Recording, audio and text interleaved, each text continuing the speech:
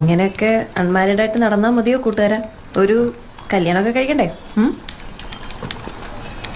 അതെ, അതിനെക്കുറിച്ച് തന്നെയാണ് ഞാനും ആലോചിക്കുന്നത്.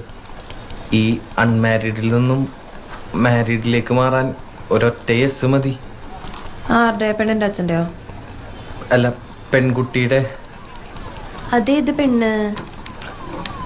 ആ പെൺകുട്ടി ഇപ്പൊ എന്റെ തൊട്ടു മുമ്പിലിരുന്ന് എനിക്ക് CV റെഡിയാക്കി തന്നോണ്ടിരിക്കുക.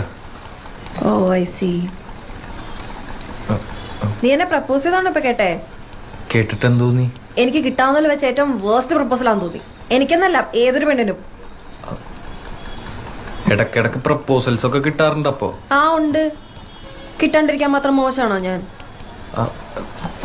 എനിക്കും കിട്ടാറുണ്ട് പ്രപ്പോസൽസ്. ഓക്കെ, കൊറേ. ആയിക്കോട്ടെ. ഇതെന്താണിത്? എന്തു പറഞ്ഞാലും ഒരു കുലുക്കമില്ല.